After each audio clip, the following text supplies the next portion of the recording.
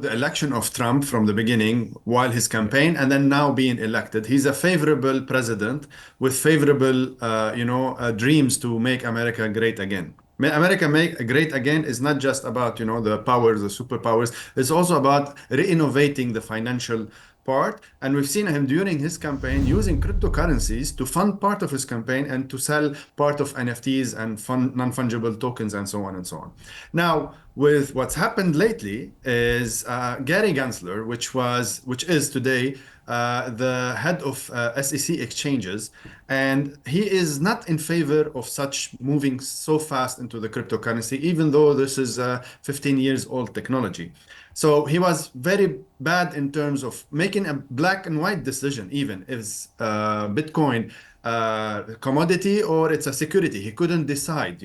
So that brought a lot of problems in the economical situation of the US, where if you are into innovating a new product on cryptocurrency, technically either you get fined or you will be jailed, or you have to pass a lengthy process of regulation. And this is what we've seen with XRP. They've passed more than 10 years regulation trying to get them certified and so on. And this barely happened. So now with Gary Gensler being gone and then being replaced by Paul Atkins, who is a very favorable person in terms of cryptocurrencies, he will be adopting less structure, less, more risk averse rather than risk careful, trying to be on the innovation side of regulation itself. This brings a whole power to make America great again, and then the whole crypto industry. It's coming from the U.S. as far as world biggest economy of crypto. So now it will be actually 10x, 20x, 30x, 100x in terms of innovation perspective. If companies are innovating and they will be funding the US, and then we will be having cryptocurrencies reserves. So imagine what's going to happen with the innovation in terms of cryptocurrency. And we witnessed it over the last 24 hours with his assignment that the market has went up around 7%, and it's going to keep on going. Well, let's try to imagine what you're trying to say here. If you can expand on that, because I want to ask the question that's actually been it's on the screen right now. Has Bitcoin finally become a true digital asset? It's not just as a digital asset, but has it actually become an asset overall? You see, the whole thing is defining, is it an asset or is it a commodity or so on? That was the biggest discussion. Now, for me, personally, I find it as an asset. I find it as, I can trade with it. I can do many things with it. That's on a personal side, but the regulators have the right, or they are actually deciding on this. So if they change the category, that is gonna be the thing that's gonna empower the whole Bitcoin economies. So if you go to other regulated other countries that has already regulated the cryptocurrencies, they have really defined what is cryptocurrency and how you can really, invest in or trade in or actually use it as money. So once clarity is there, defining if it's a commodity or it's an asset or it's that makes it even better in terms of transacting. So going to the future, yes, for me, I think they will go this way, and it will become part of the economy itself, from reserves to investing to hedge funds to everything you will actually be dealing with as part of new financial instruments. And we've seen with the rise of ETFs in terms of BlackRock.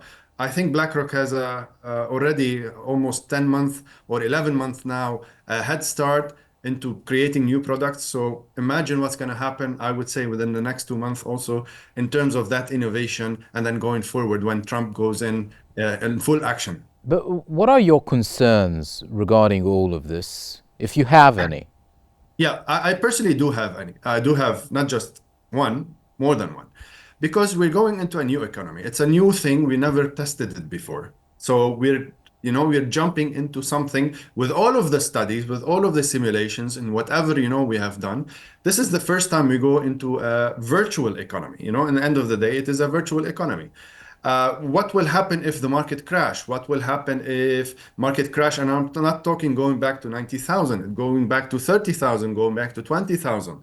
In terms of economy, will this be, affected? We're looking at Salvador. We're trying to learn still from El Salvador, but we still didn't learn much because the use cases and so on. So we really have to wait. We have to regulate, we have to drive innovation, but in the same time, we have to be careful so it doesn't really affect that fluctuation in the market where, if something happens and everybody starts liquidating, that's going to be the biggest catastrophe ever happening on Earth. So imagine this scenario happening. So that's why we need also the users, the adoption, and so many other things to come in hand, line in line with this innovation to be Right. I people. want to ask about this point because unfortunately I'm out of time here.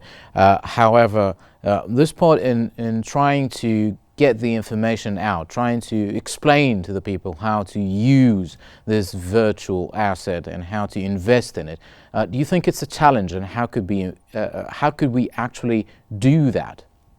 So far, it has been challenged. Everything related to cryptocurrencies or Web3 has been not the best user experience, but we're going there. There's a lot of innovation. We have so far 500 million active wallets that are involved. Okay, so I think the next run is a billion. So, which is going to happen within the next few months. So, imagine what's going to happen with that. We're talking about around 15-20% of the world population that are, holding a cryptocurrency. But remember, there's 2 billion people that are unbanked, and those are the people that will benefit even more from Right. the bank.